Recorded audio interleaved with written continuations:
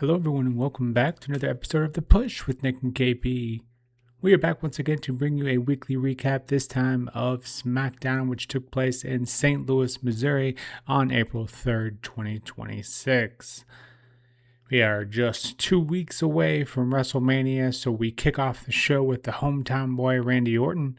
Randy Orton says the next time he's in St. Louis, he'll be a 15-time world champion, but he's not doing it for the fans, he's doing it for his family. Then comes Cody Rhodes, who immediately starts brawling with Randy. And then we see Pat McAfee make a return and immediately punt Cody Rhodes in between his legs. Obviously, Pat McAfee is a former NFL punter, so that did look pretty brutal. But here, the surprise is not just Pat McAfee returning, but is him apparently being the guy that Randy's been talking to on the phone. Randy is repeatedly hitting Cody with chair shots, keeping him down as Pat McAfee runs down St. Louis and WWE, while essentially saying that Cody is ruining the business and that Randy will be the one to save it all. Shocking decision, I think, there for to have Pat McAfee be a heel and run down the business that he's always very much fanboyed over is interesting. I don't know if it's a good interesting or bad interesting. I'm leaning towards the latter. But yeah, we'll see where this goes. It doesn't feel natural for Pat to be a heel. But I don't know. We'll wait and see. We'll wait and see what they do with it. My gut reaction is I'm not sure I like this. The next match of the evening, or the first match of the evening, has Rhea Ripley going up against Michin with BFAB. As expected, the current WWE Women's Champion Jade Cargill makes her way down the ramp. This just shortly after the match starts, which serves as a distraction for Michin to gain the advantage. One would assume that advantage would be short-lived, but Michin actually holds her own here and does look like a credible threat during this match. I would say probably the best she's looked in quite some time. In the end, though, Rhea is able to get control once again and get the win over Michin, but without much time to celebrate as BFAB and Jade ambush Rhea. This lasts until Io comes down once again to help out an old friend and chases off Jade and her goons back up the ramp. I guess I don't know why Io's included here. I felt like she was kind of being pushed off to the Asuka Kyrie story. Yeah, I don't know. A questionable decision. Definitely not the last questionable decision of the evening. So yeah, we'll get to that when we do. Apologies because this episode was not good. And so this episode probably going to come across as pretty negative, but I can't really change what is presented. All I can do is kind of recap it. So with that, we'll get into the next match of the evening, which has Tama Tonga going up against Uncle Howdy. Tama Tonga here before the match questions why we're still fighting for that lantern, as it's caused nothing but problems for the MFT, but then declares that he's going to solve this Wyatt 6 problem once and for all.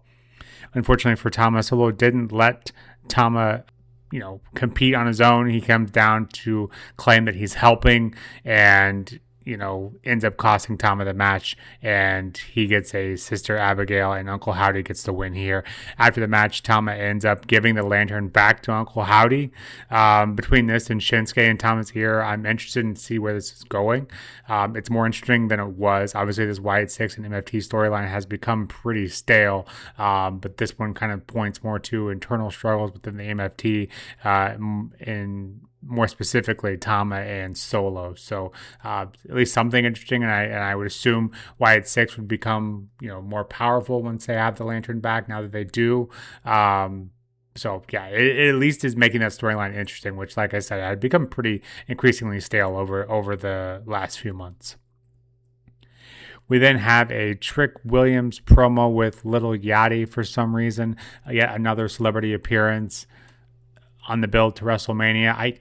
I just feel like they are trying to do everything they can to try to build Mania sales. And at least for me, obviously I'm a wrestling purist and whatnot, as is KP, but these kind of celebrity appearances don't really help me look forward to the product. If anything, they kind of make me look forward to the product less.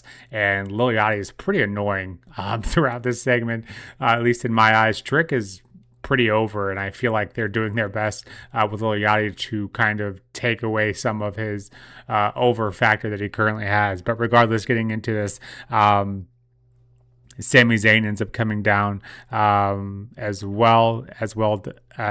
Carmelo Hayes comes down claiming that he was at the 1 yard line. Sami Zayn came in, took a spot at Mania. In real life, of course, that is what happened, but kayfabe, as mentioned by Sami, that is the risk you run when you have an open challenge. However, this does lead to Carmelo requesting a rematch for his U.S. title. Sami Zayn initially tells him that you'll have to wait until after Mania, but after some more discussion around this, Carmelo then does end up getting his shot, and that is going to be the main event here tonight on SmackDown. The crowd are obviously not a fan of Sami Zayn right now. Carmelo was doing a great job. As he mentioned, he had that title, was carrying that title. You could argue carrying SmackDown lately. It obviously has not been doing well. You're really putting yourself in a bad situation. You're putting Trick with someone who isn't helping his cause. Carmelo here is really the only one that's, really getting all the focus, and Sami Zayn, who was supposed to be a babyface, is now being booed because he took the title from Carmelo. So just a lot of questionable decisions. Even KP on last week's SmackDown recap, mentioning how we all know how big of a fan he is of Sami. Not even he can support what they've done to give Sami the title the way it is. But if anything, you're thinking in that main event, we'll find some way to put Carmelo in that match at Mania. So more on that here in just a bit. The next match of the evening has Aleister Black going up against Matt Cardona. This match is decent enough, but Aleister Black does end up getting the win here with that black mass, as Cardona really never stood a chance, especially with that injured hand and wrist thanks to the Viper. Aleister has been on quite a roll lately, and I'm not sure if anything will happen before or on the Mania stage, but I think this guy is just kind of building up some potential, as I think he has tons of it, and I'm hoping that this all kind of starts to click. Obviously, Aleister hasn't been doing anything wrong, but the booking of his character has been a bit shaky. I think that's fair to say. And hopefully after Mania, we see him get a legitimate push that he very much deserves. The next match of the evening has Charlotte Flair and Alexa Bliss going up against Bayley and Lyra Valkyria.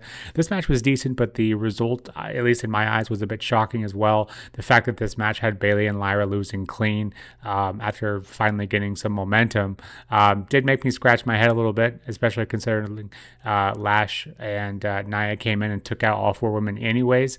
And I can't believe what I'm about to say, but all things considering, being 2 weeks away from Mania and the interference, seeming inevitable, I think probably the best decision here would have been to have that interference. The Irresistible Forces coming in, letting us not get a clean decision here, keeping everyone strong going into Mania. I think it probably would have been a better call there than to have Bayley and Lyra lose. But regardless, like I said, lots of strange booking decisions, and this is just the one of many. The next match of the evening has Kit Wilson and The Miz going up against R-Truth and Damian Priest for the WWE Tag Team Championship. This match was quite different and honestly entertaining, at least to me. Danhausen does get involved here as well. Between him, R-Truth, and Kit Wilson, I think that this is, ends up being a drawn-out rivalry. Rivalry could result in quite a few entertaining moments. This match is by no means a clinical masterpiece, but it was something different. And should The Miz and Kit Wilson be in the spot as their first match tagging together? Probably not. But I don't think any of us, thought the result of this match was ever going to end up being a change of titles. So, considering all that, I think, the Danhausen bit was great, cursing the ref so he couldn't even count to 3 with his right arm. I thought that was hilarious. It's silly, it's goofy, but it's fun. And during this entire episode, there weren't a ton of things that brought a smile to my face. So this was a very welcome change. Damian Priest kind of, showing my emotion in that, this is goofy as hell, but honestly, it's entertaining. So I'm all for more of this, but I would be lying if I said this is not a bit strange, considering all the great teams we do have on SmackDown to go this angle. Regardless, it is entertaining, and I can't say that about a lot of things going on SmackDown these days. Getting into the main event, another positive in a mostly dark show. Carmelo Hayes and going up against Sami Zayn for that United States Championship. This match was set up earlier in the night and is the main event of this week's episode of SmackDown. And it probably won't come as a surprise either, but this match was by far the best of the evening. These two have obviously put on several bangers, and this one is no exception. Not as good, but still much better than most things we saw throughout the evening. Sami Zayn does end up retaining the U.S. title, but based on the crowd reactions from earlier, I'm not sure any of this episode helped Sami, but they sure are trying to bring down Trick's momentum as well. Little Yachty's help, as mentioned earlier as well. They attack Sami after the match, and I kind of assumed Trick would interfere here during the match, and maybe wishful thinking, but I kind of thought that maybe we could get Carmelo Hayes in that U.S. title match at Mania between the three of them, Trick, Carmelo, and Sami Zayn. I think that would probably kind of right the ship for whatever reason they decided to pull the trigger on Sami last week. So I kind of assumed that was kind of where we would go here, but alas, Carmelo does not appear to be getting a match at Mania after all, as Sami Zayn does hit that haluva kick after the ref kind of was, helping Carmelo or checking on Carmelo, and as soon as that was over, Sami Zayn hit that haluva kick to get the win and still your United States champion. SmackDown. This was a rough one. Like I said, I try not to be negative, but episodes like this make that damn near impossible. Listening to this recap will save you about 2.5 hours. The only match really worth watching, in my opinion, is the R-Truth and Damian Priest tag match against Kit and The Miz, with the special Danhausen appearance and tag by R-Truth, cursing the ref. That was just a ton of fun, goofy as hell, like I said, but it was at least entertaining. And then, of course, the Carmelo and Sami bit match at the end. That was a good contest, although the booking decision on that, it's questionable. I'm going to give this episode of SmackDown a 4 out of 10. That might seem harsh, but honestly, this was a chore to get through. I didn't even really mention the Cody Rhodes bit in here.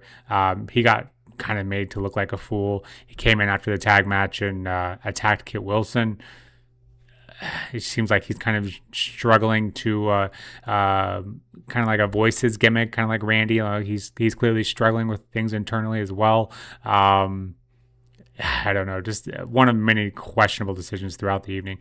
I would say this is probably the worst SmackDown of the year, and these 3-hour shows aren't doing it any favors because the pacing and the builds for these Mania feuds and matches have not been good. I know they're capable of doing better than this. We've seen it, but this close to Mania, they should be doing leagues better than they currently are. I hope they can fix that sooner rather than later, but just a ton of questionable booking decisions in the show, and it did make it hard to watch.